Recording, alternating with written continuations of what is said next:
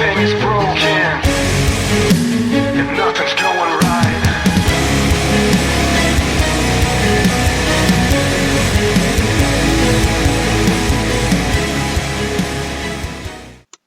Hello and welcome to Basement Fodder, the only show you're currently listening to. I'm Todd. I'm Dave. And can you believe it? We're actually doing episodes in succession. It's astounding. Like, my God. We went like 6 months between, and now we're doing actual back-to-back shows. It's you write that shit down somewhere. Yeah. In the annals of history. But I think we had a lot of fun on last week's show doing our review series, our What If / Elseworlds head-to-head, and we're going to do that for the finale of the show tonight. But we're going to start talking about a little bit of news items. There's not a ton out there, unfortunately, with comic and entertainment news with the monster that is COVID, but there's enough out there we can talk about. There's a couple of interesting things. First, we'll start on a sad note. Unfortunately, Wilford Brimley passed away today, or yesterday, one or the other. Now, I know most of you are thinking, wait, I thought he died already. Mm-hmm. It's kind of like that thing, like when Dick Clark actually died, people were, I thought he died years ago. I swear, we were talking about it earlier. I remember watching the Ewok movie when I was a kid and thinking he looked like he was like 65 when I was like 6 years old. But he was 85 apparently, which means like when I was a kid, he was probably in his 50s. Yeah, like 40s or 50s, but he literally looked like he looked like he's 60 almost all of his life. Serious. I mean, like, Cocoon was in the late 80s, and he was supposed to be, like, a senior citizen in that. Yeah, what was it? The first Ewok movie was in 80s, like, 81, 82, I think. And, yeah, he... I was trying to see... I have his IMDb page pulled up so we can talk about specific stuff, but I was like, can we find the Ewok? Well, like, Cocoon was in 85. He was supposed to Battle for Endor is 85. Yeah. I'm trying to think when the one before, if that's I think that was the first one. Okay, so like 85. Yeah. Was he in the second one? I'm not sure if he was. I don't think he was in the second one. Okay. So, yeah, I mean, like, God, Cocoon was 85. I was 5 years old then. He was supposed to be a fucking senior citizen. Yeah, I was 1, and he looked like he was old as shit then. It's, like, amazing, though, when you go back and actually look at his IMDb. Like, he had a pretty fucking prolific career. Oh, like, yeah, he was in TV and some amazing movies, stuff. Yeah, I mean, like, I always remember him in The Firm. Yeah. The Grisham Tom Cruise movie where he's like the head of security for the fucking law firm and shit. It's kind of scary in that one, actually. Yeah. But hell, he was, making movies back in the 70s. He was on the Waltons. The Oregon in the Trail, China Syndrome. Dude, the Oregon Trail TV show. Yeah, I mean, and he was in Kung Fu. Yeah, he was in Kung Fu, and he was like a background player in True Grit. Like, he started in 1969. It looks like. I loved him in Hard Target, though. Hard Target, where he plays the fucking Creole. No. Cocoon. I remember watching that when I was a kid. Remo Williams. I remember watching that one too. Like Our House. That was a show that was on when I was a kid. Shannon Doherty was in that too. Like he's just been in a ton of stuff at Where the Red Fern Grows. Walker, Texas Ranger. I remember being in that. Walker, yeah. In and Out. He was. I remember him being. Lost to the Dogman. I remember. Yeah, Last of the Dogman. He was the narrator in that one. He had a very distinct voice. Yes, he did. And also we all remember him from the Diabetes. Yes, of course, everyone remembers him from the Diabetes. Memes and the commercials and stuff. He was a hell of an actor. He was in a lot of stuff that we watched growing up as a kid. Like he was definitely one of those character actors that just seemed to be in everything. Mm-hmm. And he had that sort of like grandfatherly thing about him. He could play gruff, but he could also play like weirdly caring and stuff. Like he played a very gambit of them, which is crazy. Yeah. I was a fan for sure, and it's unfortunate to see folks passing away like that were especially though you got The Natural. God, I forgot about that he was Pop Fisher in The Natural, and The Thing of course. He was the doctor in The Thing, Jesus, most people one of the best Carpenter movies ever, of course. But no, he was a prolific actor, and it's sad to see him pass. But I mean, he obviously lived a long life. For considering how old he was in the time period he grew up having diabetes, the fact that he made it to 85 is actually pretty damn good. And the fact that he was still working as recently as 2017. Yeah, that's only a couple of years ago. Yeah. So I mean, he was had a career that spanned. Actually, he's still got a movie that's about to come out. It's in pre-production, something called Cellophane, which is some sort of drama. Yeah. But I don't know. it speaks to his talent as an actor that he worked for 4 decades, basically. Yeah, I mean, that's pretty impressive. It's pretty And good. he'll probably live forever as a meme as well, Oh, yeah. too. And the cats that look like him. I was about to say, like, when I think of diabetes, it's always going to be Wilford Brimley. Always going to think of Wilford Brimley. Yeah. Like, or the commercials. I remember him doing commercials and stuff when we were kids. Check your diabetes and check it often and stuff like that. I think he also did, like, Quaker Oats commercials and shit, too. I remember that. So, yeah, I mean, he was a hell of an actor, and he'll definitely be missed. I mean, he was born in 1934, so, yeah, that's pretty good. Yeah. As far as entertainment news, one of the big pieces of entertainment news, and we were just talking about this before we went on air, was the situation with the Ellen show. Yeah, this is weird. This is a really weird one. Like, I've been reading a lot about this, like, between sessions at work, I've been reading a lot of stuff about it, and it's kind of crazy when you think about it. Ellen DeGeneres is kind of known as this very tolerant, cool, progressive person, but if what the reports from former staff members are to be believed, like, it's really not all sunshine and rainbows behind the scenes of the show. Yeah, it's very kind of like it sounds like she's secluded, like sequestered off and secluded from, like, the people, and their entire staff kind of are very like, you must stay away from the Ellen, you cannot, like, you know. Apparently there's a third-party investigation going on right now looking into all of what's going on, and there's been rumors of possible cancellation. There's been rumors that they're looking at James Corden to replace her on the show. But the thing is if it's not her, if it's the people that are around her and she has no idea that they're doing this, then it's like, you know. But the thing is, though, in the culture we're in right now, in this cancel culture sort of shit that's going on, this could, I was reading an article of the New York Times where they were talking about this could literally be the end of her career. It could. Which sucks because, like, literally she filled that void from, like, when Oprah left and she became, like, the super popular thing. So, like, if this ends it, man, daytime television is going to take a huge, huge hit because she's probably one of the most popular things. And it sucks because I love watching when she sends Andy to the fucking haunted houses and scares the shit out of him. Oh, yeah, for sure. Like, the thing is, like, when you see stuff and you hear people talk about her, she's always been nothing but, like, super awesome with people. I think it's just a case of, like, she might be surrounded by the wrong people. Or, like, people on the show might be in charge. Because I don't think she necessarily has complete control over who's, you know, on her show, necessarily. The network, I think, also has a degree of that. Yeah. And if the network is trying to keep her shuttered off from people, then really that's on them.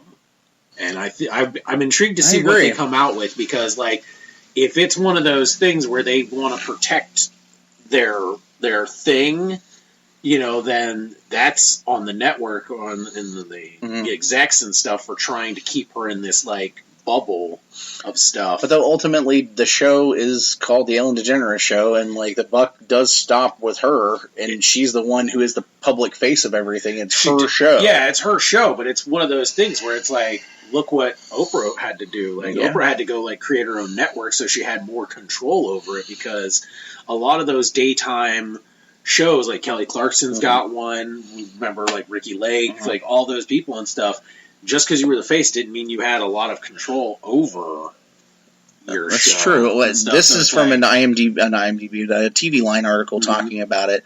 The biggest thing, though, is that, like, she had not said anything since this whole thing has come out. Like, there had been no statement for, like, I think 2 or 3 weeks now. Yeah. And that was, a lot of people were like, why isn't she saying anything? Why isn't she talking about it? But apparently she did actually put out a statement. Yeah. Essentially saying, and this is again from the TV Line article, let's see. She says that she wanted her show to be a place of happiness, and I'm disappointed to learn that this has not been the case, and for that I'm sorry. She went on to say that once she learned of the allegations, we immediately began internal investigation. We are taking steps together to correct the issues, implying that the show's other executives had failed to uphold her standards of conduct. She vows that will now change. I'm committed to ensuring this does not happen again. The biggest person that's been implicated in this is the executive producer, Ed Glavin, who apparently is the center of several of the allegations, and they're saying he's going to be let go. Yeah. But The allegations from current and former Ellen employees detailed in multiple BuzzFeed reports include one that dropped late Thursday after Lasner's cancellation denial, range from racist comments from senior producers to staffers being fired for taking time off to attend family funerals, to rampant sexual misconduct and harassment in the workplace. DeGeneres wasn't directly implicated in any of the accusations, but as one former employee put it, if she wants to have her own show and have her name on the show, she needs to be more involved in what's going on. And I agree with that. That's 100%. True. But, like, okay, here's the one thing. It's easy to say that when you don't necessarily know where the control is coming from. Yes. Because, like, to control a show 110% is very difficult, especially when you're on a network. Mm-hmm. Usually the executives have more control. It just depends on what you, like, Oprah was able to get more control over shows, and other people have had more control over their shows depending on what their popularity was when they started the show. If they were more popular, they were able to bargain for more control over it.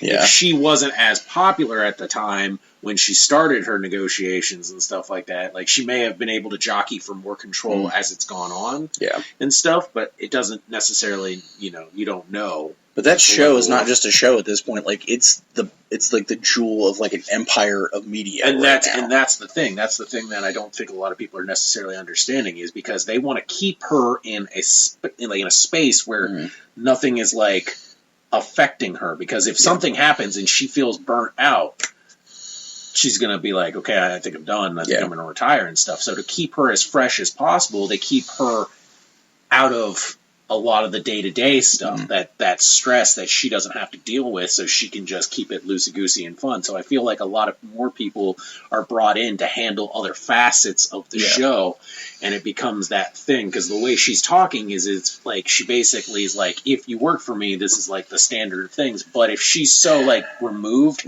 from, like, the lower end, like, because she's the star, and then these are people that are, like, not necessarily, like, peons or at the bottom, but if they're, like, so far removed from her, like, you have to go through, like, assistants, executive producers, main producers, like, that type of stuff.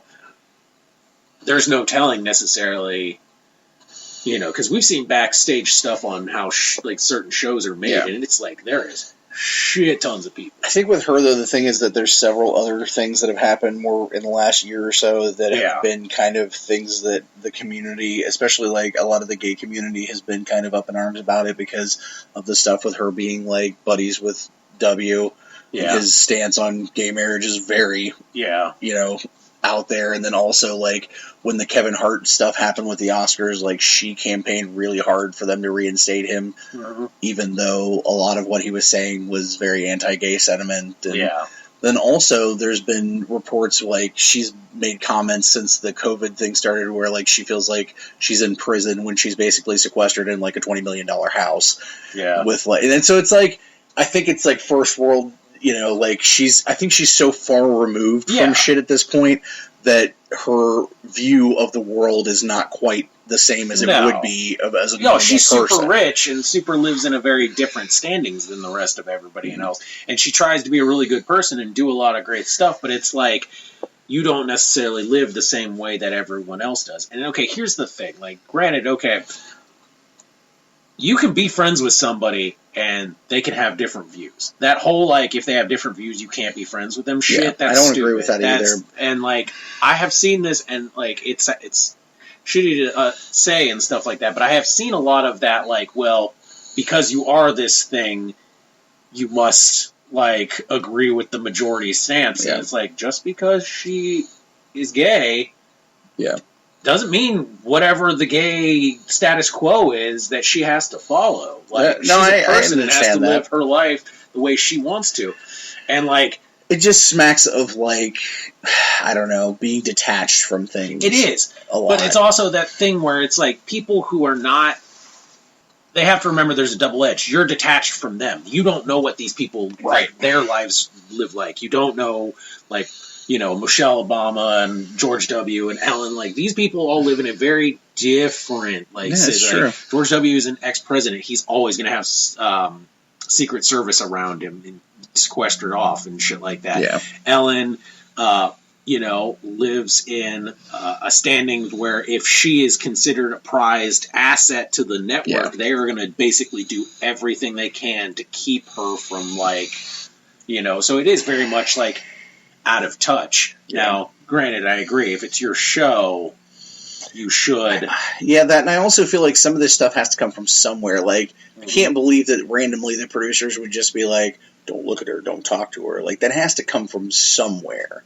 Like, they can't just have randomly invented that she doesn't want to be looked at or talked to or... Oh, no. All that shit. No, it is. It's definitely a thing because, there have been, statements from, all kinds of other, famous people. And what it is it's not the famous people themselves. It's the help around them want to control this, mood and, what they're doing. Because the thing is their time and their energy is very valuable. So they want to control how it's used.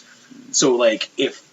granted, something catches their attention, and they're like, I'm going to go invest my time and energy into it, and they're like, shit, that's not what we wanted them to do. Yeah. It's very much like they're trying to control, what they can. No, I get that. And I think it's also, though, it's once you become a level of famous, or once you become a level of rich or whatever, you start, your view of reality is heavily skewed. Yeah. And it becomes that weird thing, because people are constantly all up on you or whatever, and want to talk and want to, be friends or whatever. It's I think that sometimes they do sort of become weird shut-ins in some respect. Because a lot of celebrities are like that. Because they think, people are after them for their money or their time or what, especially because, considering the stuff that, they do. I go back to Oprah because she's very much similar in, the level of popularity to the point where they were, giving all these gifts at their shows, and they're constantly doing that stuff. Yeah. People think that they want to get closer, that they can get more things from them, or, I agree. garner favors or, different things in that sense. And I think that's where other people tend to step in and want to blockade that. Yeah, no, whether for the right or wrong reasons. Usually it's the wrong reasons because they want to control the perspective. I think a lot of that has to happen, and I think, eventually they get to that point where they're so disjointed from it that they don't realize that it's happening. I mean, that may be the case for sure. Yeah. Yeah, I agree. I mean, they do insulate and stuff to a point, but it's you really have to... I think that the thing about celebrities is they really have to take a minute sometimes to think about how different their life is from a normal person's life. Saying, I'm in prison, when you're in a fucking $20 million house that people are kind of catering to your every fucking whim, is a little bit tone deaf in the situation that people are in right now. But see, that's the one thing that we assume, though. We assume that there's tons of these people catering to their needs and stuff, and maybe in a normal situation they are, but in a COVID-type situation, how many people are really catering? They probably won't. They have less exposure. And that's the thing, is granted, you might have this awesome $20 million house, but when you spend every waking minute in this awesome $20 million it's a different kind of prison. Fame is a prison, too. Oh, yeah. But, I don't know, it's hard. It can come off as tone deaf and shit. And I think what she was trying to, in her way, is saying, I kind of understand what people are saying about being trapped in their own house. I feel trapped even though I'm in a $1 million house. Because the thing is even you just want to go out and do something normal. Yeah. And you can't because you're stuck at home. I get it, I do. And the thing is, also, with the Bush stuff, I understand why the gay community would be pissed about that, to some extent. Because the thing is, a lot of people have trouble with the thing that, you can be friends with someone who doesn't share your own political views or stances or whatever. But it's harder in a situation with, gay rights and stuff, too, because, that is a really fucking rough issue and a hot button issue. And this is a guy who openly campaigned about banning gay marriage and all that. And she's a married gay woman. It's But it's at that same thing. Would you ever imagine, considering what Obama stood for, that his wife would be, kind of friends with the guy? No, I get that. And the thing is, the person and the politics are separate. And I think this is a problem with a lot of folks right now. There's all this division that's happening because of Trump that, people are thinking like, I can't, like, I've had friends openly state like, if you support this person, we can't be friends. Yeah. And I get that because it's hard for me too, but then I also have friends, unfortunately, that are supporters and family too, that I just have to, in my mind, I just have to separate that from my relationship with it. Like, we can't talk about this. And that's the thing, is like, I think on some level, one, I'm glad that she doesn't necessarily, because the gay community is mad about this, doesn't dictate her life. She's like, I'm going to be friends with who I'm going to be friends with.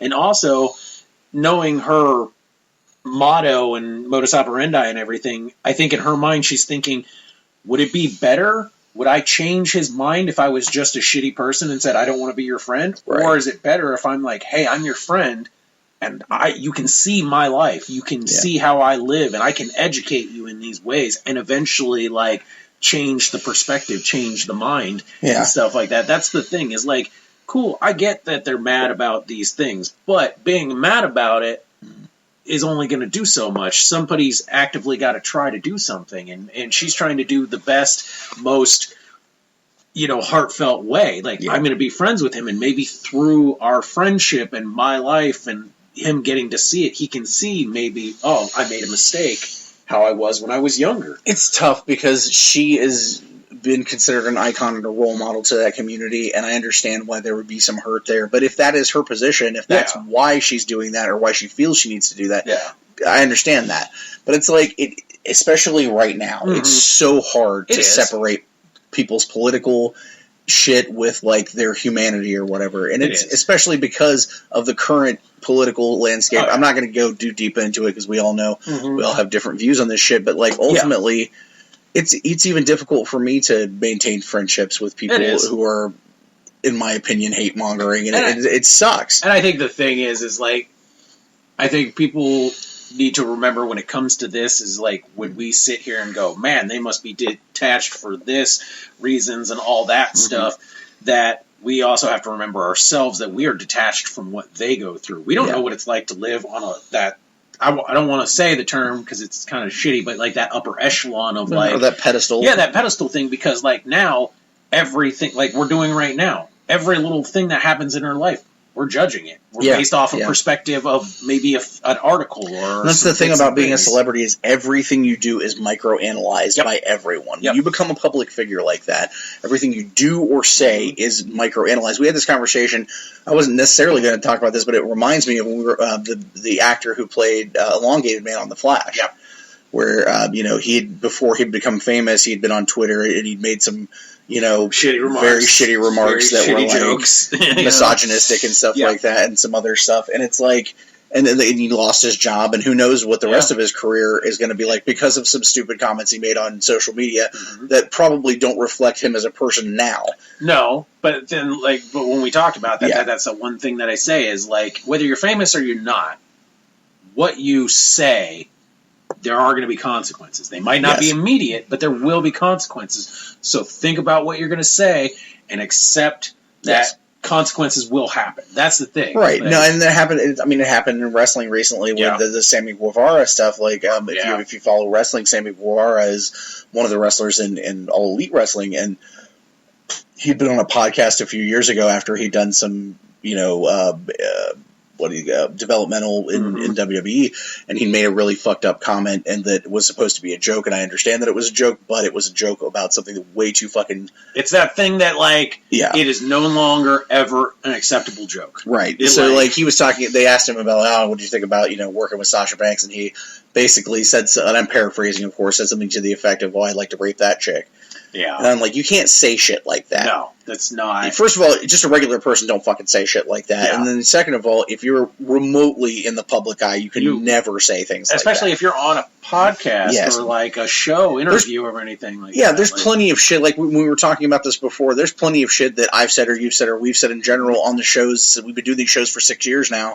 There's probably plenty of shit that if I went back through old shows, I'd be like, man, I shouldn't have said that, or like, we shouldn't have made that joke or whatever. And here's the thing. I'm going to go ahead and say it now. I'm going to say it for the shows that we have done, like we've done in the past. I'm going to say it for the shows now. If I said it and then I accepted that there was going to be consequences for it. Right. I would not say what I said if I did not expect it. Now, granted, if I ever regret it, I will apologize for it. Right, of but if course. I haven't apologized for it, then A, I don't regret it, and B, I still accept any of the consequences that happened. Yeah, I mean, So- it's me personally. I just recently had some events happen that were similar where, I, out of a place of anger, I, said a few things that I regret now and didn't really fully think about, but just like when you're angry, sometimes you say shit that you shouldn't say. Yeah. And you know what? It cost me some friendships, and it sucks, and it hurt me badly because these were people that were important to my life, but I hope at some point maybe I can try to repair those relationships, and I'm trying to do that. But, it's hard. It's hard when,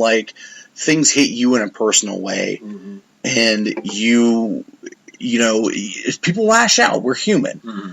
The thing is, right now with the Ellen thing, we're just hearing one side of it. They're still doing an investigation. So once that stuff comes out, then we can make a full judgment and stuff like that. That's the thing. Is people are really quick to make judgments on shreds of information and stuff like that. It's one of those things she should have done this and she should have done that. And it's well, do you know the inner workings of how a network TV show is? Yes. Do you know the inner workings of how her life works or all this stuff? It's people are all entitled to their opinion and they're all entitled to be angry about something. Yeah. But we have to understand that sometimes we're not always, especially in today's media, because today's media is very much more of, it's not about providing 100% truth and accurate and the unbiased thing. No, everything comes from a skew where it's all we're trying to get the ratings or we want you to read our articles and stuff. So they're always going to write things in a sensationalist way to get what they want. Yes. And it's And the thing is, ultimately, a lot of these things that people have been accused of, or that are saying, the misogynistic comments that Sammy said, the things that, I can't remember the name of the actor, but we'll just call him Ralph Dibny. Yeah. The things that Dibny said, those are not okay things. But the thing is, what I have a problem with is this whole concept of this cancel culture shit, where no matter what is happening, the response to it is doxing people or completely just ruining lives and shit because you don't agree with what happened or they made a mistake. People can make mistakes and they can grow and learn from change. And if you're in a situation where you've made a fucked up decision or you said something fucked up, I don't feel that there has to be consequences, of course, but I don't feel that's, the be all end all of your life. Even, the stuff with Hulk Hogan a couple years ago where the Gawker shit came out, it's taken this long for him to get back, into a better place or whatever. And there's still people that refuse to work with him because of that. And I understand that. The comments that he made about black folks and whatnot, that is completely fucking unacceptable under any circumstances. Yeah. And you can say what you want to say. I remember at the time I commented on it because it came up on my memories, the video that I made at the time, that I'm not going to ever defend anyone being racist, but I will say that there is a generation, and he's part of it, that grew up in a very different time than we did, where, ideas, and I went through this in my own life and family. We've talked about this a million times. I grew up in a very racist house, unfortunately, and I got a lot of fucked up views of race and intermixing and stuff, and then it took until I became part of a black family to understand that these things are normal and okay, and not the things that I was taught by my family who was from a different generation. It is definitely, and I grew up in a very different area and time period where I grew up in a more very progressive, where it was also a thing. But then I had to also come back to Ohio where it was very conservative. Yes, and it's one of those things where it's I agree that it's hard to make a judgment about something you know nothing about and stuff. But then I also advocate for sometimes you just know what is right and what is wrong. Yes. And, to take a stand and say things. The thing is, if you show genuine contrition and you show genuine want to change yourself and to learn and be educated and be a better person, then that needs to count for something too. And the problem is a lot of people just feel like it's one way or the other. A lot of people just feel this way. Fuck you forever. If it's especially with what you're talking about with the cancel culture and stuff like that, to some degree, I think it's a lot of people that jump on a bandwagon and then just want to make things go away, because they don't want to see it because it upsets them, and they're just instead of having to deal with it in a more mature way, they're just nope, make it go away now. I think it's a product of the time that we live in. When we talked about the Twitter thing, it's like at the time that, when I first started doing social media years and years ago in the early 2000s and stuff, and when Facebook was new and Twitter barely existed and stuff, people just said whatever that happened with the James Gunn thing. Like, he was a trauma guy back when those things happened or whatever, and they were auteurs. Like, their whole thing was to say shocking shit to get attention. And it's like, it's not that you believe these things necessarily, it's just saying fucked up stuff to say fucked up stuff. And it is. And comedians in general do this. It is, but there's two types of that, though. That's that thing where it's like, there are those guys that say fucked up shit, but they'll say fucked up shit to bring your attention to something. Yeah. Dave Chappelle, different guys like that. I'm going to say abrasive shit. I'm going to say shit that you don't necessarily like, whoa, that's crazy. But then I'm going to talk about it. I'm going to be like, and let's analyze this, and I'm going to pull things to it. But then there are those guys that are going to say shocking shit, and then just leave just it for the sake of saying just for saying it. shocking shit, but they don't call attention to anything. They're just going to leave it there, and then you're like, okay, so what? Like, and then they say the next fucking shocking shit, and you're like, you're just saying this for the attention. You're not saying it to bring attention to something other than yourself. Right, and it goes back to that thing. It's like Pete Rose. Like, do you ban Pete Rose from the Hall of Fame for life because he bet on baseball? Well, does that really? You don't put someone in the Hall of Fame because of their extracurricular activities. They're in there for their sports achievement or whatever. And it's like, when it comes to the thing with Sammy Guevara, I think AEW did a good job of being like, okay, you're suspended. You need to go and get some therapy. And you need to understand that this shit is not okay, and you need to apologize. And he did that. He went personally outside of the public view to her and was like, listen, I said fucked up things, and I'm sorry. Like, what can we do to try? What can I do to try to make things better? What can I do to, repair this damage? Like, how can I be a better person? Help me to become a better person. And I think with the Ellen thing is like the statement that she finally made. And that's the thing. Everybody's like, oh, she's been so quiet. She hasn't made this statement and stuff. And I'm like, okay. But in the perspective of the, the public eye, you have to watch what you say. You have to measure your response and be like, what is the best thing I can say for this without, like, because if you just say something out of the heat of emotion right there, something's always not going to come across properly. So she takes a measured amount of time to think about, what do I want to say? What is the best possible way to say what I need to say? Everybody, there will be those people that are going to be like, oh, well, you haven't said something yet. And it's like, okay, well, I will. I'm just trying to think of what I'm letting emotions flow and get past and then say. And then what she said is very much like, this is not about what my show is about. And we want to find out what this is and stuff like that.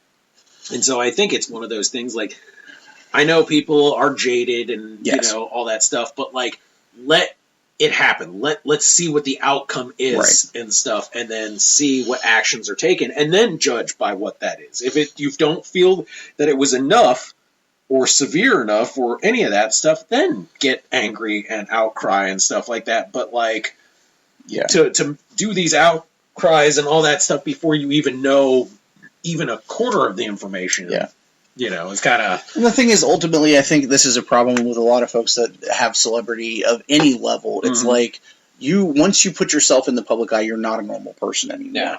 And you have to be cognizant of literally everything you do or say. Because anything... Which is rough. You never know how many people are listening to you until you say the wrong thing. Or, like, with the exposure of paparazzi and shit like that, man. Like, you look at some of these people, like, they... like, great example was Michael Jackson. Like, shit, man. Like, he got so popular that they just, every facet of his life, they were invading and shit like that. Now, granted, all kinds of crazy shit came of that. I'm not talking about any of that. I'm just saying, like, man, when you look at, or like Britney Spears, or like different people and stuff, like, you've heard that latest stuff that's been going on with Britney Spears. No, I haven't actually. Her dad and stuff. Like, during the whole meltdown, her dad assumed guardianship of her, and now she cannot make a choice in her life. He basically makes all of her decisions, and if she tries to go against him, he can call the cops and have her, like... Jesus. There's a whole documentary about that thing that's crazy, the guardianship stuff, but it's like things like that, where people start getting viewed less as an actual person and more as an asset. And that's why I say with her, how much of this is like direct interpersonal and how much of this is bad people being put in positions of power to control the perspective. And we've seen this especially since all of this started, like all of the cancel culture stuff has started with, it all started with the Weinstein shit, and it's just been this giant fucking ball. But the thing with that though is like it's hard because there has been a lot of good stuff come out of it, because like the Weinstein thing, oh my god, overwhelmingly needed to happen because that piece of shit's been doing that for fucking years, and his ass needed to be fucking burned to the ground. There are a lot of good things that are coming out of that. Unfortunately, there's also, it's like... It's another form of extremism that's happening. It is, but it's like that thing where, unfortunately, everybody says there's always going to be casualties in every war. Yeah. Well, look what happened with Johnny Depp and Amber Heard. That's a huge example of how that shit the worm can turn, unfortunately. She went out and said that he did all this stuff and that he was abusive and everybody turned on him. And then it came out that none of that was true, that she was the abuser and that she literally damn near fucking killed him several times. Well, now there's a new aspect to that because now her and the son, like the actual... their child? No. They're like... The Sun, like the news... Oh, the newspaper, the Sun, are now attacking the people that are believing Johnny and calling them all sheep and basically saying that they're, The thing is, ultimately, though, he has proof. She does not. She has not. Yeah. He has proof of the physical damage that he did to her. He even has proof that she faked those pictures that she took of her supposed injuries that he inflicted on her. And the other thing is there are more and more stories coming out of her on like different things that she's not easy to work with, while all of Johnny's exes have come out and been like, he's a great person. Yeah. What are you talking about? I mean, those pictures that we saw of his like fingertip. Oh yeah, that she cut that she literally cut off his freaking fingertip. Jesus. Psychotic. And like the pictures of where she punched him in the face repeatedly, and he had like, I can't believe the one where she shit on his bed. Yeah, like you are crazy. You shit on it's literally astounding the stuff, and that's the thing. It's like some people, unfortunately, jump him. That's the thing. Some people, unfortunately, take advantage of stuff like that to advance their own agendas, and it sucks. And that she's unfortunately a perfect example of that. And it just really kind of shows you, like, wow, that's the kind of person that you really are, that you're using a fucking terrible situation and the abuse of women and men in this culture and trying to use that to further yourself and to be vindictive against your ex, essentially. Yeah. Look at the shit Terry Crews has gone through right now with, coming out and letting people know that he was a victim of sexual misconduct with producers and stuff, basically fondling him. And there are other actors that have talked about, male actors that have talked about it. In the hobbies that I have, I actually just read a story. I'm not going to go too into it because I don't know the person and I don't want to divulge too much stuff. Course. But even in the hobbies and their passions in life, they're dealing with people getting in a position of power and then trying to ex-nay the outliers who are saying, like, speaking out for people against them, them doing things that they shouldn't be to other people, whether it's mental, sexual, emotional, and then when somebody speaks out against that person, they're using their power to either make them go away or do any stuff like that. It's unfortunate, it really is. And the thing is, like, with guys coming out with stuff, this is a problem, unfortunately, and I hate to say this, but I can tell you from a place of personal experience, I am a victim of sexual abuse. Yeah. And I am a victim of misconduct from a female. And I will tell you that when you tell people that, you get that. Okay, you know the look I'm talking about.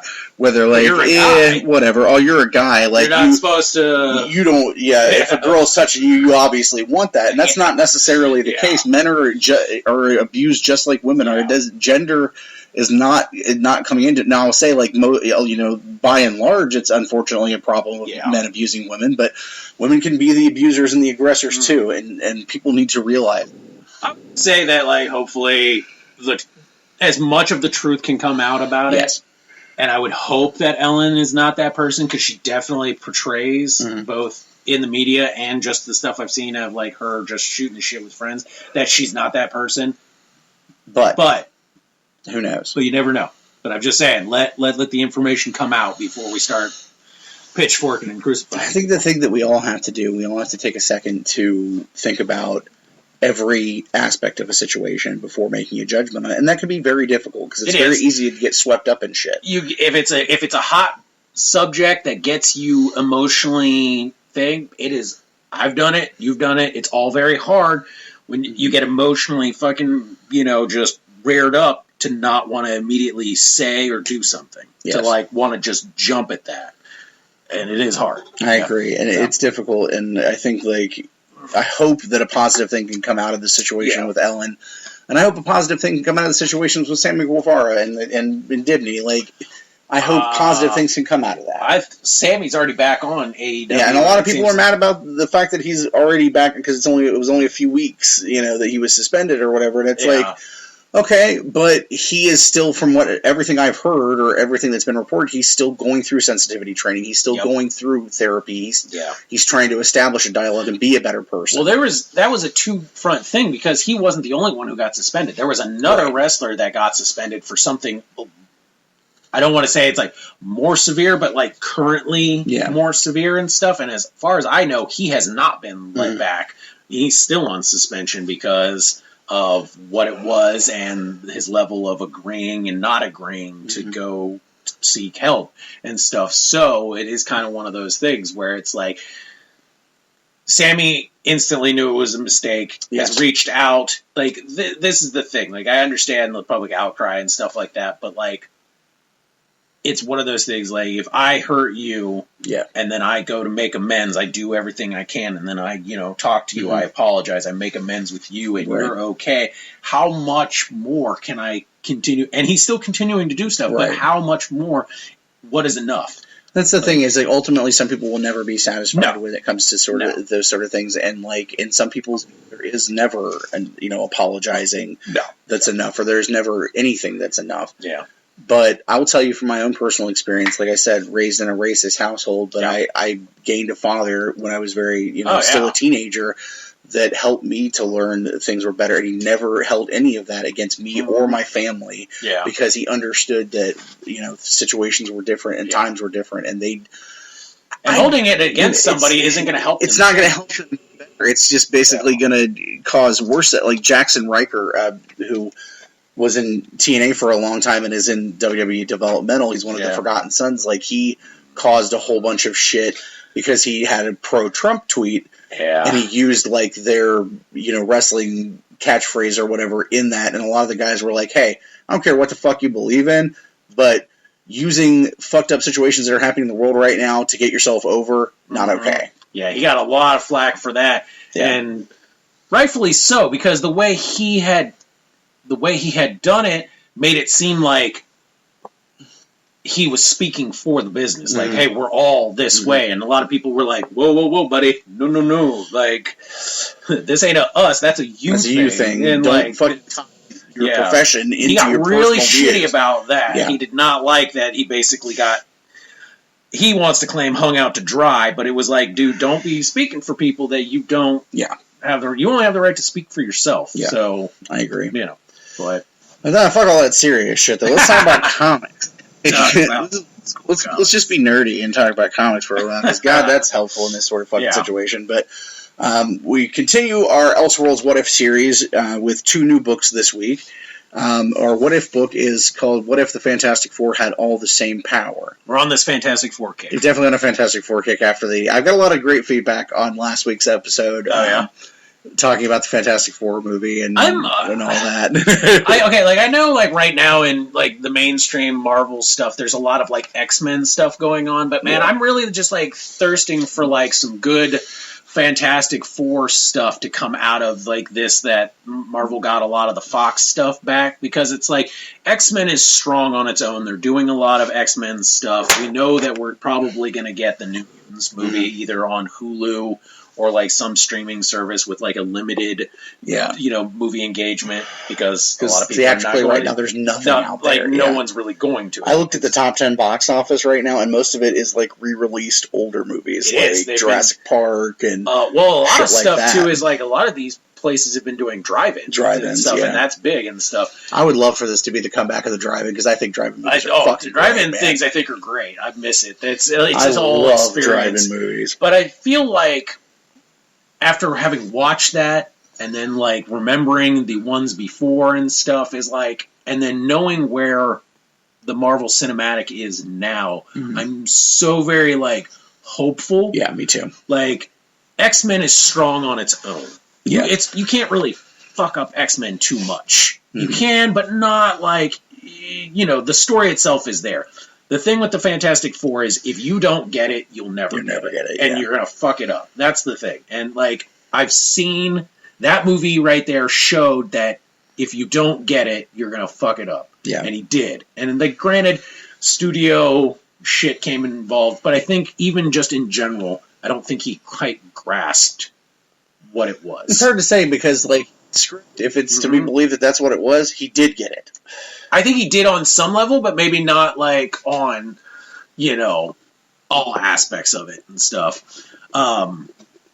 Because the thing is like, even with the family stuff, it felt like it was just a stick that they were hitting you over the head with, like, repeatedly. And like, there's that one character that's just like, family, or justice and stuff. And it's like, cool, you can do this without just beating over the head.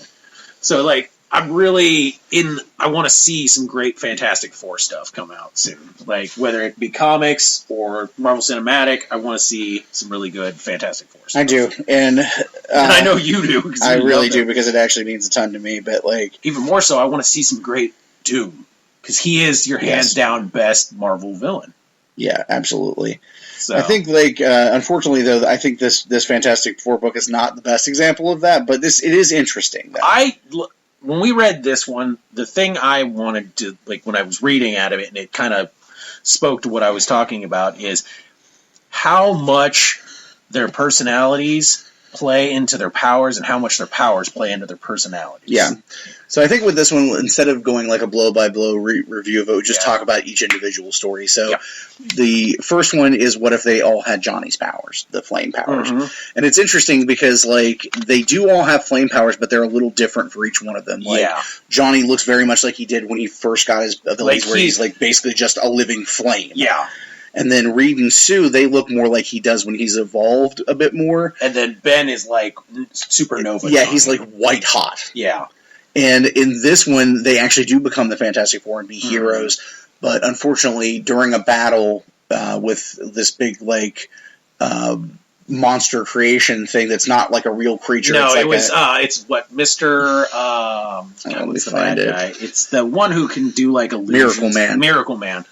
And stuff. He's really good about, like, deception and making things, like, come to life that aren't really necessarily there. Yeah, and he brings to life this big, like, wooden creature thing that was like a promotional for a monster movie. But it is also very, like, Mole Man monster. Yeah, it's very similar. Yeah. And they end up fighting it in this district of town, which they thought was all completely abandoned because it's like run-down buildings and stuff that are mostly condemned. But unfortunately, while they're fighting the creature, the buildings catch on fire, of course, because their abilities are all flame-based. Because they basically were like, hey, no one's here, we can really go to work on this thing.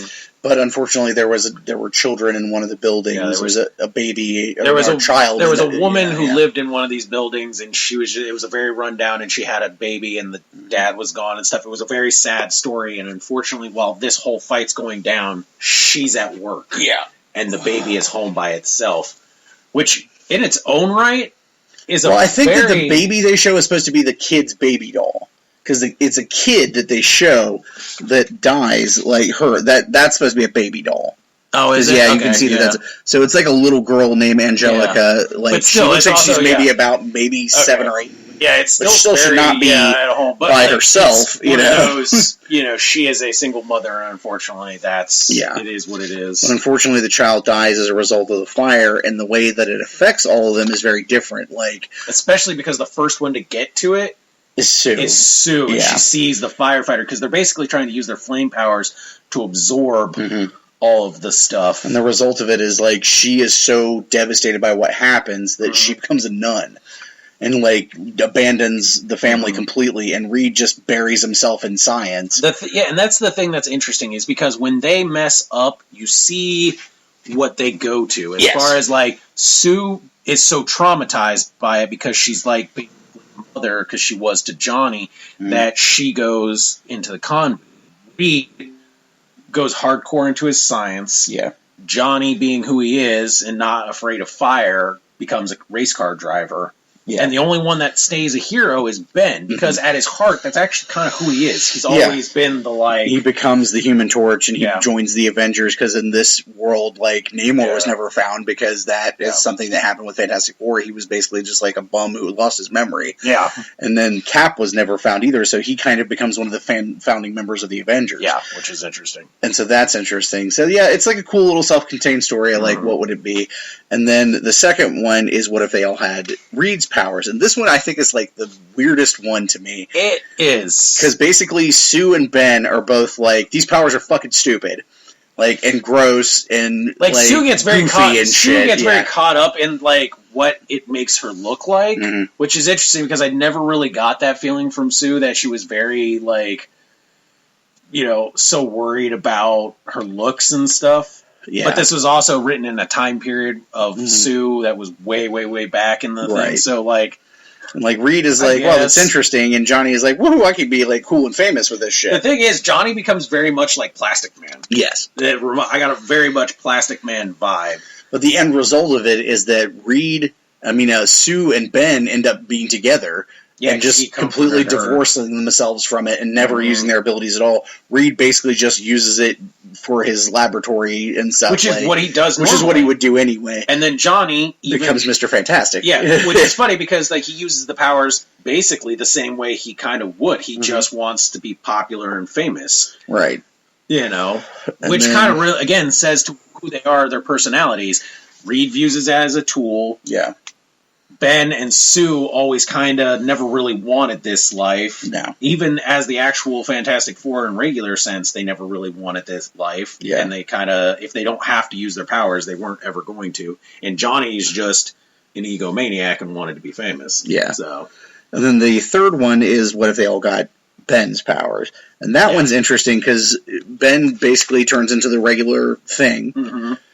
Reed becomes this, like, brutish gray creature that automatically his intelligence starts dropping. Like, he almost becomes like a caveman. The thing is, though, reading it, I don't necessarily agree with it. Like, he becomes, like, brutish. It's more like his brain doesn't necessarily... He's so analytical, and it's almost like a Dr. Jekyll, Mr. Hyde. Like, his brain becomes so erratic. Well, he says it at one point. He's like, it's becoming difficult for me to think and focus now. Yeah, which means it's not, like, smarts. It's basically he's becoming erratic and aggressive, and, like, he's becoming instinctual and more, like, emotion-based. All that sort of, like, the baser instincts start to take over. So and Johnny, he sort of ends up looking like the very original thing, which is very, like, misshapen and lumpy and weird. And Sue becomes Man-Thing. That is the weirdest one to me in this whole thing. And she loses herself completely. Like, she is no longer... There's no intelligence there. There's no... It's all just... She is an instinctual creature. Yeah. And it basically just ends with them all... Like, I think somebody just wanted to shoehorn Man-Thing. Yeah, they all basically just ends up with them jumping in the Fantastic Car and taking off to a deserted island to just live as monsters, essentially. But it kind of does make sense, though, because if you've ever read any of Man-Thing stuff, it is a very emotional base, like your emotions and empathic and stuff. And Sue has always been that type of character, where she's very much like worried about how people are feeling. Like, this has always been her thing with like Namor and stuff. He tries to be all like one type of way, and she's like, I know that you're feeling rejected and hurt because you're, you know, basically being treated like shit by both humans and Atlanteans and stuff because of being a half-breed. Yeah. And she's always been the most caring with, like, Silver Surfer and all these things. Hell, even for a short period of time, she tried to, like, understand Doom and, you know, and it just always never works out well. Yeah, that's unfortunate. And then the last one is what if they all got Sue's abilities, the invisibility. And it's interesting how the powers work for all of them, because they all get a different aspect of her abilities. Yep. Like, Johnny can be intangible. Yep. And Ben can, create force fields. Reed can make other things invisible, and Sue has the just straight up invisibility. Yeah. And they basically, like, the CIA swoops in immediately and takes them, and they become S.H.I.E.L.D. agents. Yeah, they work with Fury to create S.H.I.E.L.D., like at the beginning of S.H.I.E.L.D., and they're all like heads of different departments and stuff. And what's the most instantly? Yes. Because fucking Doom goes after Reed, and they use their abilities to infiltrate and take him down and arrest him. Yep.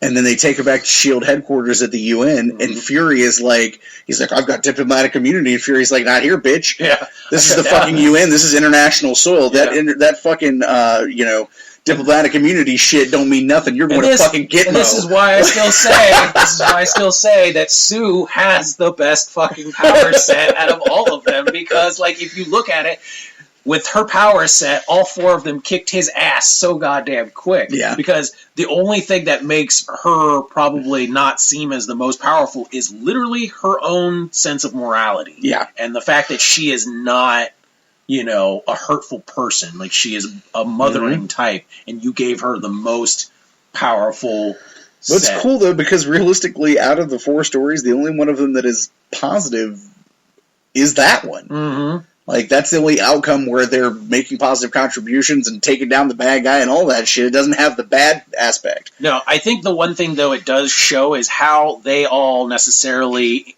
first response, view each other's powers. Because if you look at it, both Ben always, like, in the beginning, was like, oh, I'm a monster, and look what you've done to me. But look how quickly and immediately he turns on Reed's powers. Yes. And is like, oh, you're a freak. You're a freak. Which Reed's powers, to me, are, like, the most... Benign. Yeah. They're the most, like, easy to hide. Yeah. The easiest to, like, live with as a normal person. And how quick Sue and Ben are the ones that are, like, oh, that shit and stuff, which Sue's powers make her basically invisible, which she wants to be half the time, even though she doesn't want to use the powers. It's interesting that they turned on him so bad.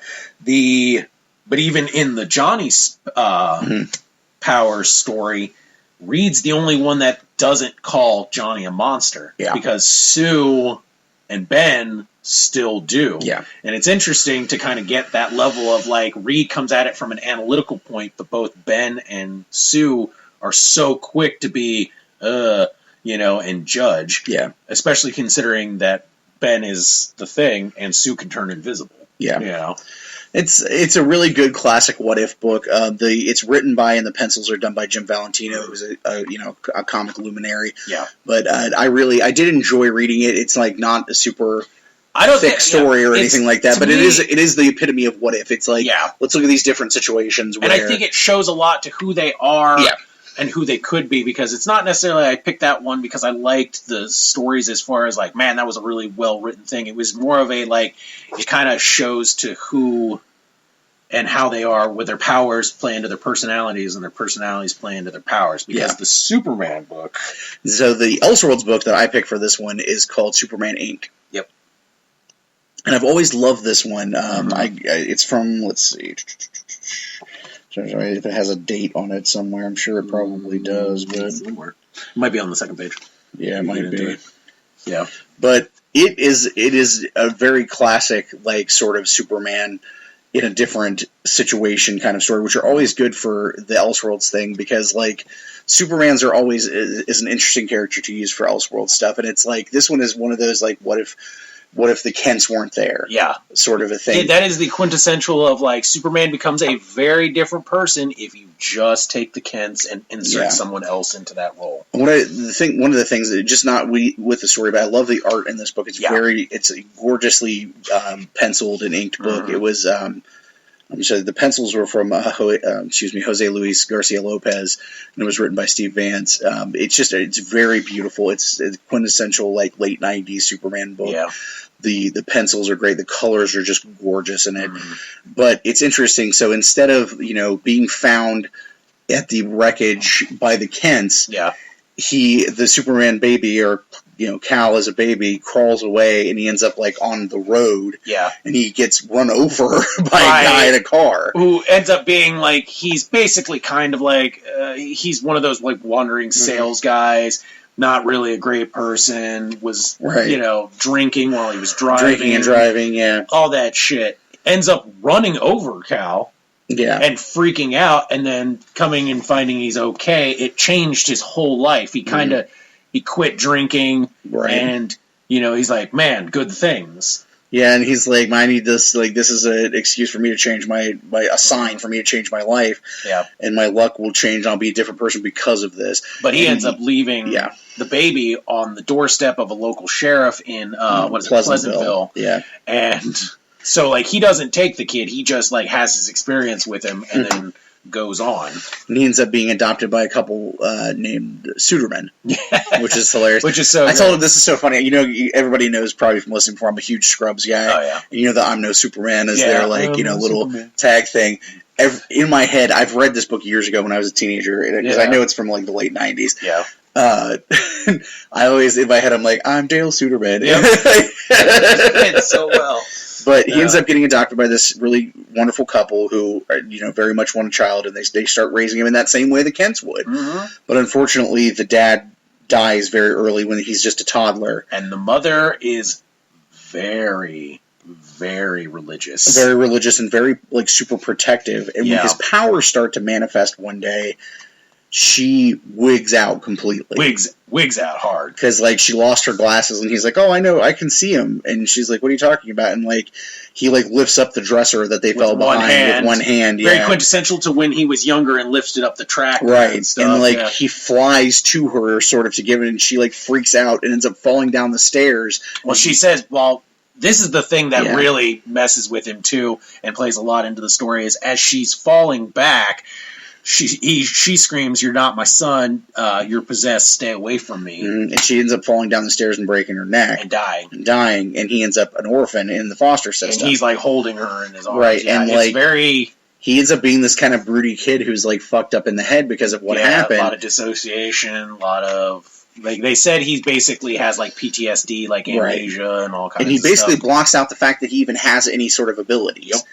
And it's not until, like, some of the other kids are playing basketball and they're like, hey, come play with us or whatever, that he figures out he's, like, an amazing athlete. Yeah, he, like, shoots the ball and, like, it's from, like, 50 feet or something away, like, something that they're like, he'll never make it. Right. And then he sinks it and they're like, oh, that's crazy. And so he gets that rush of, like, oh, people like me. Yeah. And he starts playing basketball. And he basically just, like, pours himself into sports, and he kind of just runs away from the orphanage and ends up being, like, a teenage basketball player on the streets. It looks like LA or something. He's doing that, like, white man can't jump, like, shooting ball for money, like, I bet I can take you in a one-on-one and stuff. And one of his buddies is like, oh, my buddy Marcus here, like, he played pro ball. Yeah. You play against him, and he ends up, like, smoking him, obviously.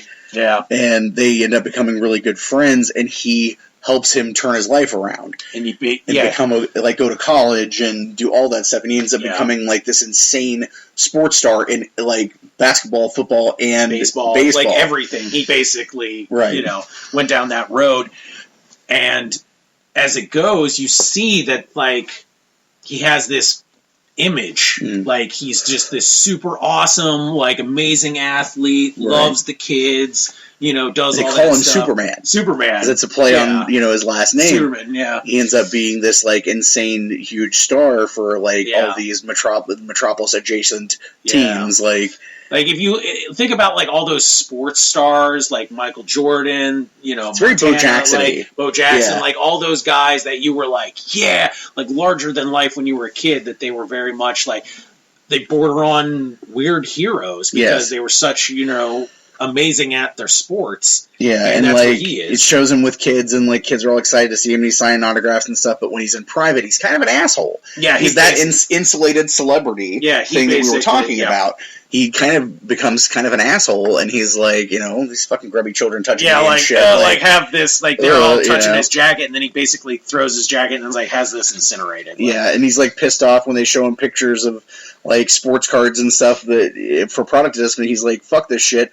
Like, I smile. Like, do not take pictures of me when I'm not smiling. Yeah, because my image is this. Superman is everyone's friend and shit like that. And he's very much just a fucking raging prick. And he's basically just surrounded by yes men and shit, except for Marcus, who's been there through everything, and it's like his trying grounding. to be it's trying to be like, what do you want with your life? Like, what are you doing? Like, there has to be more than just like fame and money. Like, you gotta like want to do something, be someone, settle down, enjoy life or something. And he's just like, no, I am what everybody wants. Like, I make people happy. They need me. This is like that really self-grandirization of like, I make the world a better place doing what I do. Yeah, and the thing is, like, he, at the point in the story we get him as an adult, he has left his basketball team, and he's a free agent, and Lex Luthor is the owner of the Metropolis team, and he's trying to sign him. Yeah. Like, to some astronomical deal, and they have, like, the basketball award show thing, and Luthor, gets the award for owner of the year, and then it comes to, like, MVP, and he gets his award. Well, while this is happening, you read that Luthor is basically his way of trying to get, Superman, like Suderman, to join his team is he's made this deal, or he's working out this deal where he'll build a new arena in Metropolis for a team or for his team, and that's what he's going to use to like lure Suderman in. And so he's like, oh, this is all coming to fruition, and stuff, because he's been working with, like, he's like, the council will give it to me if I can get Suderman, and then Suderman will join me if I get this arena. Right, exactly. And as this goes on and he wins the award, then all of a sudden, Suderman does this. Yeah, so when he goes up to accept the MVP award, he makes his announcement that the city council gave him the okay to begin construction on a new arena for his new expansion team, the Metropolis Spartans. And the Spartans logo is the Superman symbol.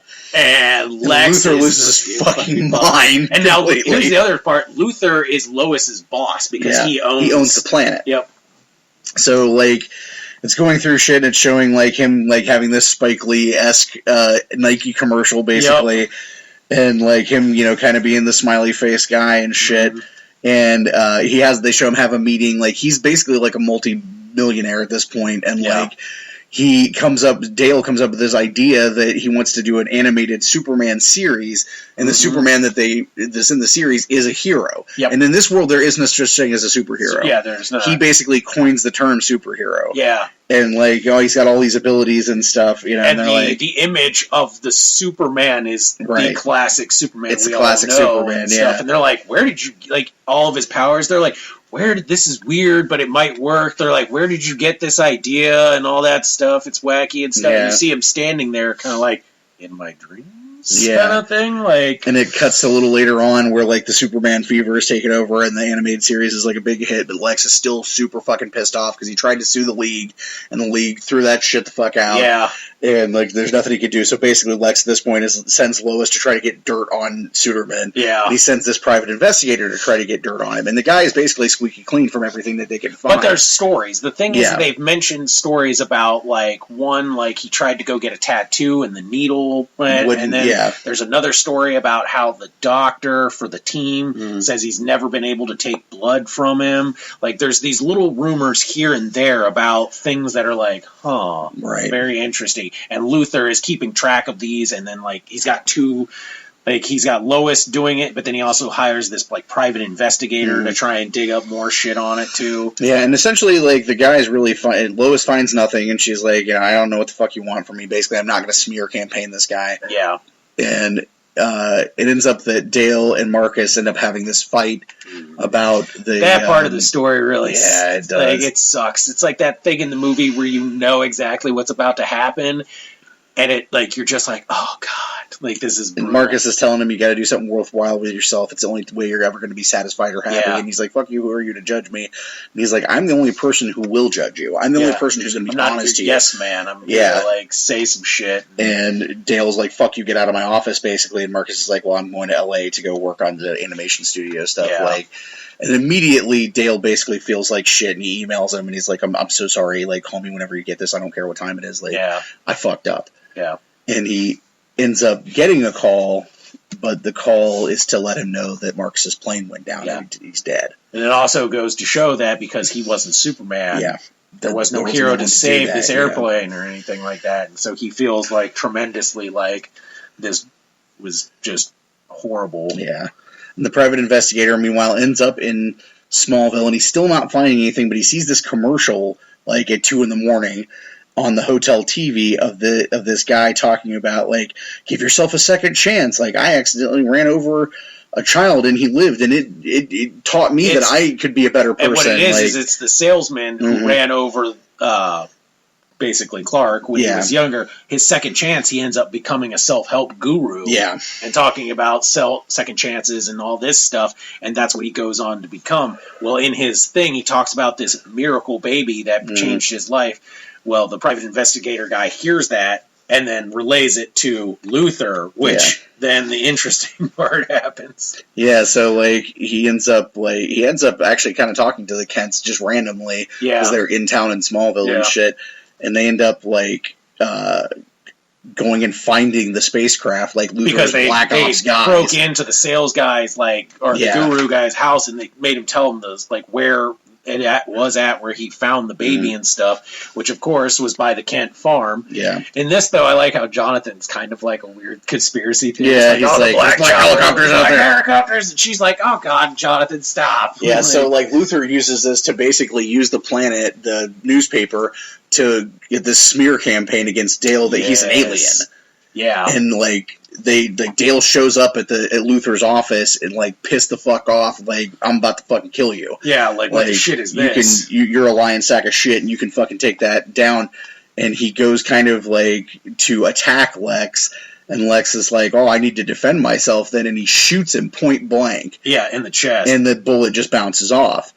And Dale's like, "What the fuck?" You know, like, because he doesn't remember anything. No, from when it's he was all a been kid. Downplayed. Like he doesn't know if it was like blanks or what the hell was going on. And Lex shows him the spacecraft, and like there's a piece of kryptonite on it, and Dale gets weak. But even Luthor didn't notice. Yeah, he didn't notice it at first, and like Luthor's goons come in and shit, and they end up fighting with Dale. And they fucking, like, straight up machine gun blast his ass through the window of the top of the office building, and he falls all the way to the bottom, and, like, his clothes are all shredded, and he just immediately... I love that little, like, section right there. It's so cool. Yeah. He immediately just, like, shoots himself back up to because Luthor's he's just window. Full emotions. Like, he's all rage now. Yeah, and he's like, "I'm not done with you yet, Luthor," and, like, starts whooping the asses of all these security people and shit, and he basically tells Lex, like, "I'm gonna fucking end you." And then because he is a decent person, he's like, fuck it, and he drops him and leaves. He's like, basically, there's nothing with this power that you've just showed me I have. There's nothing to stop me from killing you. Yeah, essentially. And then just... okay. And so Luthor basically just goes on TV and is like, "Oh no, he attacked me, and like he's an alien, and like he tried to kill me." Does the alien phobia stuff. Yeah, and so like one of Luthor's henchmen, doctors or whatever, is like, "Hey, it was an interesting effect that happened. I think it's to do with this rock that they find kryptonite." And Lois is kind of being a good reporter and like sneaking around, and she hears it happening. So Dale decides to go on this talk show to try to clear his, image and shit. And during the interview of the talk show, there's a kid in the crowd with a gun, and he shoots him. Yep.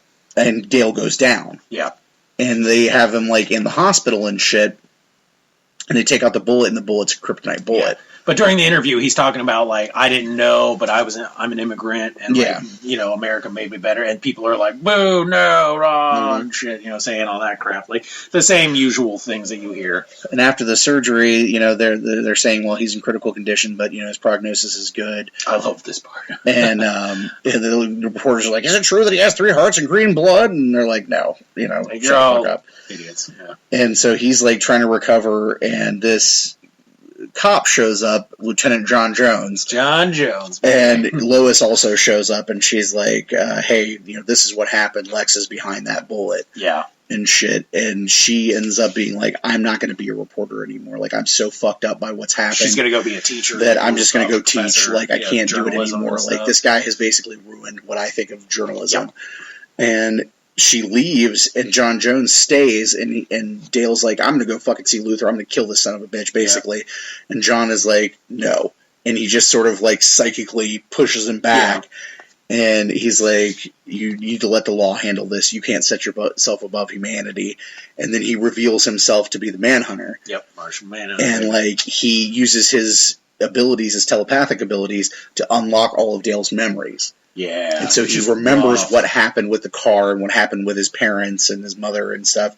And he basically said, because you thought your powers killed your mother, you basically, you suppressed them, like your subconscious suppressed them and stuff. And you can see this is like super traumatic. Like whoever, the pencils and the drawings for this one, right off the top, you can just feel the ache because he just felt so responsible for killing his mother, you know.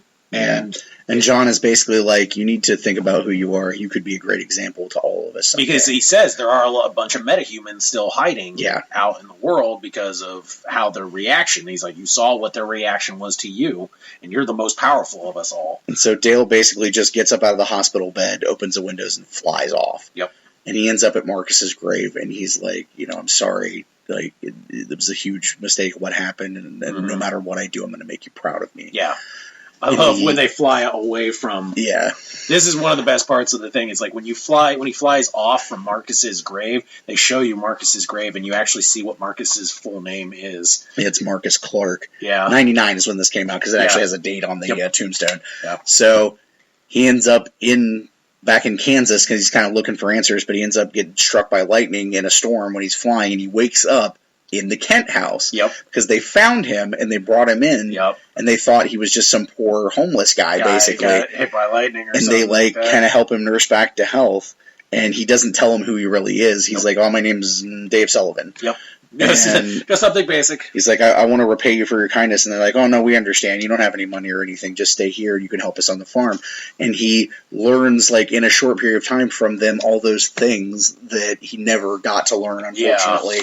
And he kind of finds happiness for the first time. Like, he's helping him with their farm, and he's doing... His look changes. Yeah, his hair grows out. Because, like, he's got this douchebag haircut that is fucking hilarious. It's very Superboy. Yes, it's very the 90s Superboy haircut. Oh, God, yeah. And, he ends up, like, getting a video camera, and he records this video, and he tells them, like, I'm leaving to find my place in the world, basically. And they're like, oh, we considered you almost a son. And he's like, that's the best thing that you could possibly have ever told me. And they did. They very quick, and it shows you just how much, like, any amount of time with the Kents completely changes who he was. Because it shows you what he's like without the Kents, and how much, like, when he's not Clark or any of that stuff, when he's just Superman and he has none of that stuff to go on, and depending on what he ends up dealing with, how quickly he can become not Superman, Clark. And they get him a video camera, and he ends up recording this video and sending it to the news. And I'm actually going to read this because it's really cool. Yeah. But the video, they play the video on the news, and he says, "People of Earth, this is Dale Suderman. After the events of a few months ago, I had to get away from it all and think things through, and I've made a very difficult decision. I love the Earth and its people, but there are many other orphans. But like many other orphans, I feel I need to know where I came from. Yep. So I'm leaving for now to search for the planet of my birth. Maybe I'll be back someday. In the meantime, I've established the Superman Foundation, which will use the vast fortune I leave behind to benefit all mankind. Thank you and goodbye." So basically, he's like, everything that I have built, I give to you to make the world a better place. Yep. And then the very end stinger on it is that you see these, like, it's a Midwestern, it literally says Midwestern University. Yep, Midwestern University. You see this speech bubble, and it's like, oh, excuse me, I'd like to sign up for the Journalism 101 Miss Lane's class. And they're like, all right, here's the forms. What's your name? And the very last page is him with the glasses and, like, the tie and a sweater, and he's like, Kent, Clark Kent. Yep. So he took their name, and he took his best friend that died's name. And it is like, no matter what with Superman, he will always come back to that if he has the influence there. Yeah, and that goes to show with just how much, same with the Fantastic Four thing, with their powers and their personalities and how much they play off of each other. Yeah. And, like, depending on what that small situation is, they could be a completely different, if a single choice is changed. Yeah. It could be just astronomical differences and stuff. Even with, like, characters that are so ingrained one way or so powerful in another way, that smallest thing changes, and they're completely different. Yeah, and it's one of my favorite Elseworlds Superman stories. It's a really strong story because it just talks about, just how strong that, like, the Kent's influence is, but then also that how how much the Clark persona is needed in Superman. Yes, but it also is like a statement about PTSD. Yes. And childhood trauma and how that can color your entire life and existence. And so it's because he just wanted to be liked by people because for the longest time he wasn't, because the one people that he cared about either died or rejected him and then died. So he very much, whereas the Kents showered him with a never-ending love, in this one, all the love that he had either got rejected or taken away, so he kept it at arm's length. And it's also an indictment of that, the celebrity changing people and insulating them and making them into something that they aren't necessarily are. Exactly. So it definitely ties into what we were talking about in the first one, which was not on purpose, but actually works out really well. Worked out, really well. But no, it was a great book, and I can't wait to do that. We've still got a big stack of both What Ifs and Elseworlds books to go through. We need to go get more What Ifs. We have more Elseworlds than What Ifs because I found a lot of Elseworlds stuff that's really I've good. seen a bunch of What Ifs and stuff. Yeah. The thing was like What Ifs, as much as I love them and stuff, there are some from like different periods in the run that are just, I don't know what they are, because usually like What If will kind of the good What Ifs will tell you what the story is about. The bad ones, it's just like there's this one that I have up there. It's like What If Rogue. Yeah, or like and What I'm If like, X-Men. Like, and I'm like, what if what? What is the what ifing? There's one that I'd love to find that's What If with Mimic and Hulk and Wolverine. Yeah. That's a really good one. It's like What If basically Mimic stayed Wolverine, essentially, because there's a story where he becomes Wolverine and shit, so that's a really good one. Yeah. That's one of my favorite What If stories ever. So hopefully we can find some more. Cool I've got two. I've got What If. I have to look for them. I have What If, or two recent ones. What If Thor had been raised by King Laufey instead of Odin, and then another one where is What If magic was trained by the Sorcerer Supreme. Yeah, that would be an interesting one, which is also a really good one. But I think since we're at an hour and 20 minutes or so, we should go ahead and wrap it up. So sorry, guys. We know they're long. Is it shilling time? It's shilling. Dance, monkey, dance. All right. Well, if you like what you heard today on the Basement Fodder podcast, you can, of course, find us at our network home of digitalnerdage.com. You can find our website, which I really sorely need to update, at basementofdoom.wordpress.com. Yeah. You can find us on Facebook. I'm Todd Dave. He's Dave Basement of Doom. And, of course, Ariel is Ariel Bish. You can find us on Instagram and Twitter at Basement Fodder. And if you are looking for our archives, you can find those on the Digital Nerdage website. Most of our shows, at least the ones we've done since we started being on the network, are on there. Mm-hmm. And the rest of them are at Podcast Garden. I know right now, at least yesterday, Podcast Garden was down completely. So I did post links to the show that are not directly sourced from that, but I will check on that and see if they're still going. But I think that's about it. We'll wrap it up for today. So as always, from the basement, I'm Todd. I'm Dave. And until next time, the basement door is closed. Later, bitches.